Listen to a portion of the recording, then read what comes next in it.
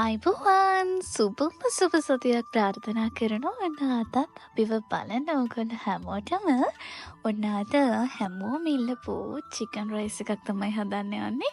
ඉතින් බලන්න ඔයගොල්ලෝ වෙනදට ගෙදරදී හදන රයිස් එකද මේ කියලා. ඉතින් ඒ රසට වඩා ගොඩක් රසට හරිම ලේසියෙන් හදාගන්න විදිහ අපි ඔයගලන්ට කියලා දෙන්න. ඉතින් ඒත් එකම මේ වීඩියෝ එකේ මම ඔයගලන්ට රසම රස යාළුවෙකුට හඳුන්වලා දෙන්න යනවා. ඉතින් බලාගෙන ඉන්න ඒ කවුද කියලා. ඉතින් ඔන්න අද අපි ගොඩක් ස්පෙෂල් රයිස් එකක් හදමු. බලන් ඉන්න ඔයගොල්ලෝ අනිවාර්යයෙන්ම මේකට කැමති වෙයි. මං කියන්නම් අපිට ඕන දේවල් මොනවද කියලා පිළිවෙලින් පිළිවෙලට මුලින්ම අපිට ඕන වෙනවා බිත්තර. ඉතින් එන්නකෝ අපි හදලා බලමු. අපිට ඕන වෙනවා බෙදලා කෑලි වලට කඩාගත්ත කුකුල් මස් ග්‍රෑම් 350ක්. ඊළඟට අපිට ඕන වෙනවා චිකන් තඹගත්ත වතුරෙන් හදාගත්ත බාස්මති ග්‍රෑම් 500ක්. හීනියට කපාගත්ත කැරට් ග්‍රෑම් 175ක්. හීනියට කපාගත්ත ලීක්ස් ග්‍රෑම් 70ක්. හීනියට කපාගත්ත ලොකු ලුණු ගෙඩියක්. ඊළඟට මෙතනදී අපි අරගෙන තියෙනවා හීනියට කපාගත්ත සුදු ලුණු බික් 7ක්. ඊළඟට මේ විදිහට හීනියට කපාගෙන කරපිංච ඉතුරුත් ඕනේ. ඊළඟට මම මෙතනදී පොඩි ඉඟුරු කෑල්ලක් හීනියට කපලා අරගෙන තියෙනවා. ඊළඟට අපිට ඕනේ වෙනවා ඔයිස්ටර් සෝස් මේස් හැඳි දෙකක්. ඒ වගේම ගම්බිරිස් කුඩු ඕනේ වෙනවා. ඒත් එක්කම අපිට ඕනේ වෙනවා පිරිසිදු පොල් තෙල්. ඒත් එක්කම අපිට චිලි පේස්ට් ඕනේ වෙනවා. අද මම මෙතනදී අරගෙන තියෙනවා ජස්මින් ප්‍රොඩක්ට්ස් වල එන චිලි පේස්ට් එක. මේක ISO තත්ත්ව සහතික යටතේ වෙළඳපොළට අලුතින්ම හඳුන්වලා දෙන්න නිෂ්පාදන වර්ගයක්. ඉතින් මේකේ තියෙන ගුණාත්මක භාවය නිසාම අද මට හිතුණා මගේ රෙසිපි එකට මේ චිලි පේස්ට් පාවිච්චි කරන්න. චිලි පේස්ට් විතරක් නෙවෙයි ඔන්න ජස්මින් ප්‍රොඩක්ට් ලයින් එකේ මේ හොට් සෝස් උත් මම මගේ රෙසිපි එකට පාවිච්චි කරනවා. ඊළඟට අපිට අවශ්‍ය වෙනවා ලුණු. තාච්චියක් හරි ඕක එකක් හරි අරගෙන රත් කරලා මේකට අපි තෙල් ටිකක් එකතු කරගමු. අන්න දැන් අපි රයිස් එක හදන්න පටන් ගන්නවා. තෙල් ටික රත් වුණාට පස්සේ අපි මේ ටික හොඳට ෆ්‍රයි කරගන්න ඕනේ. මම කියනවා මොනවද අපි පිළිවෙලට එකතු කරගන්න ඕනේ කියලා. මුලින්ම මම එකතු කරන්නේ ඉඟුරු. ඊළඟට අපි එකතු කරගමු සුදු ලුණු. ඒත් එක්කම කරපිංච. ඊළඟට අපි එකතු කරගන්නවා හීනියට කපාගත්ත ලුණු ටික එකතු කරලා හොඳට කලවම් කරලා ලුණු ටික රන්වන් පාට වෙනකම් ඔන්න බැද ගන්න ඕනේ. කැරට් ටික තැම්බෙන්න ටිකක් වෙලා යන නිසා අපි මුලින්ම කැරට් ටික එකතු කරගන්නවා.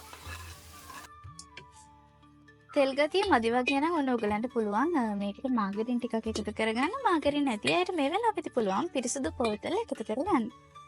ඉතින් මෙන්න මේ විදිහට මැද පොඩ්ඩක් පාත්තගෙන අපි මාගරින් ටිකක් එකතු කරගත්තා. එකතු කරලා ඔන්න ඒකට අපි එකතු කරගන්නවා බිත්තර 3ක්. ඒ ටික එකතු කරලා මේ කැරට් එකත් එක්ක මේක හොඳට අපි කලවම් කරගන්න ඕනේ.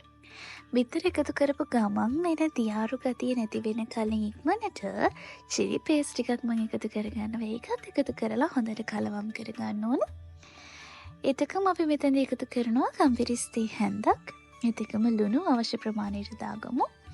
දාලා හොඳට කලවම් කරලා ඊළඟට අපි එකතු කරන්නේ බැදගත්ත මස් ටික. ඉතින් මේ දියාරු ගතිය නිසාම හොඳට අපි හදාගත්ත මිශ්‍රණය මස් එකේ හොඳට තැවරෙනවා. ඒක බොහොම විශේෂයි. ඔන්න දැන් අපි තඹගත්ත බත් ටික ටිකෙන් ටික මේකට එකතු කරනවා. එකපාර එකතු කරන්න එපා. ටිකෙන් ටික එකතු කරලා මේක හොඳට හැඳි ගා ගන්න ඕනේ. තඹගත්ත බත් ටික ඔක්කොම එකපාර දාන්න එපා. කියපු හේතුව තමයි එතකොට මේක කලවම් වෙනවා හොරයි. ඉතින් ටිකෙන් ටික එකතු කරාම හොඳට හැම තැනකම මේ මිශ්‍රණය තැවරෙනවා. ඉතින් ඒ නිසා ටිකෙන් ටික එකතු කරලා තමයි බත් ටිකත් එක්ක අපි හදාගත්ත මිශ්‍රණය කලවම් කරන්න ඕනේ. ඉතින් මේ වැඩේ කරනකොට ඔයගොල්ලෝ අනිවාර්යයෙන්ම ගින්දර ගැන නම් හොඳ අවධානයකින් ඉන්න ඕනේ. අඩි අල්ලන්න දෙන්න එපා මේක. ඔයිස්ටර් සෝස් මම මෙතනදී මේ සැඳි දෙකක් එකතු කරගන්නවා. ජස්මින් ප්‍රොඩක්ට්ස් වල අපේ හොට් සෝස් එකකින් මේ සැඳි දෙකක් එකතු කරගන්නවා. මේ සෝස් එක ඇත්තටම මේ හොට් සෝස් එකේ නූඩල්ස් වලට විතරක් නෙවෙයි බත් වලට උනත් පාවිච්චි කරන්න පුළුවන්. මොකද ස්වභාවිකවම නිෂ්පාදන පෙළක් නිසා ජස්මින් ප්‍රොඩක්ට්ස් කියලා කියන්නේ. ඉතින් අපිට ඕනම දෙයකට ඕන විදිහට මේක කිසිම බයක් නැතුව පාවිච්චි කරන්න පුළුවන්. ඉතින් ඒ අතරතුර මම ලීක්ස් ටිකකුත් එකතු කරගන්නවා. හොඳට එකතු කරලා කලවම් කරගමු.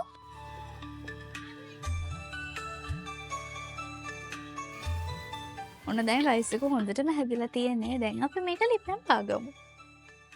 ඉතින් ඔන්නෝම තමයි හාල් ග්‍රෑම් 500කින් 4 දිනකට ඇති වෙන්න බොහොම රසට අපි ෆ්‍රයිඩ් රයිස් එකක් හදන්න. ඒ කියන්නේ චිකන් රයිස් එකක් හදන විදිහ අපිට කියලා දුන්නේ. ඉතින් අපි සාමාන්‍යයෙන් හදන චිකන් රයිස් එක රස ගන්නවන්න ඔන්න ඔයගලන්ට එකතු කරගන්න පුළුවන් යාළුවෙක් ගැනත් මං කිව්වා. ඉතින් අනිවාර්යෙන්ම හදලා හැමදාම වගේ කියන්න ඕනේ රස අපිට කියන්න ඕන අමතක කරන්න එපා.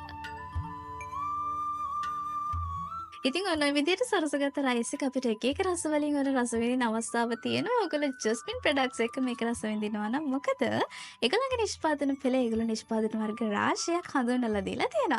ඉතින් ලංකාවේ නිෂ්පාදනයක් විදිහට ඒගොල්ලෝ 100ක් ස්වභාවික අමුද්‍රව්‍ය වලින් හදන ඒ විතරක් නෙවෙයි ISO තතු සහතිකයටත් හිමිකම් කියන අපේම රටේ නිෂ්පාදන පෙළක් තමයි ජස්මින් ප්‍රොඩක්ට්ස් කියලා කියන්නේ. ඉතින් ඔයගොල්ලෝ දන්නව හැමදාමත් මම අපේ දේශීය දේ අගය කරනවා සහ ඒ ව්‍යාපාර ප්‍රවර්ධනය කරනවා කියලා. ඉතින් ඒ නිසාම තමයි අද මට හිතුනේ අපේ රෙසිපි එකට ජස්මින් ප්‍රොඩක්ට්ස් පාවිච්චි කරන්න. ෆ්‍රයිඩ් චිකන් කන්න ඕන මම බාබිකියු සෝස් එකේ ටිකක් දාගත්ත එක හරිම රසයි ඇත්තටම.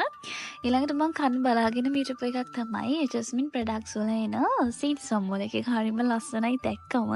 ඉතින් ඒ නිසා මම ඒකින් ටිකක් දාගන්න. ඒ වගේම චට්නි ඊළඟට චිලි පේස්ට් වගේ ඕනම දෙයක් මම කලින් කිව්වා වගේ ඔබට පුළුවන් මේ ෆ්‍රයිඩ් රයිස් එකේ රස වැඩි කරගන්න එකතු කරගන්න මේක විතරක් නෙවෙයි ඔයගොල්ලෝ හදන ඕනම කෑමකට ස්වභාවිකව ඕන රස වැඩි කරගන්න දැන් අවස්ථාවක් තියෙනවා. දැන් අපි කාලා බලමු රස කොහොමද කියලා.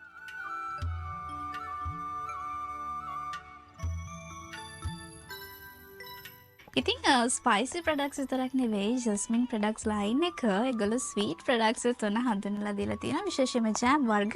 ඉතින් කඩේ අපි දකින ජෑම් ගොඩක් රසායනික ද්‍රව්‍ය අඩංගු කරලානේ හදලා තියෙන්නේ. ඉතින් මේගොල්ලෝ ඒ කිසිම රසායනික ද්‍රව්‍යයක් අඩංගු නැතුව තමයි මේ අමුතු ජෑම් වර්ග හදලා තියෙන්නේ. ඉතින් පෙක්ටින් කියන රසායනික ද්‍රව්‍ය අඩංගු කරලා නැති වුනහම තමයිලු අර විදිහට ජෑම් එක ඝන වෙන්නේ නැතුව පාන් පෙත්තේ ගෑවෙන්නේ. ඉතින් ඔයගොල්ලෝ ඒක දකින්න නැති.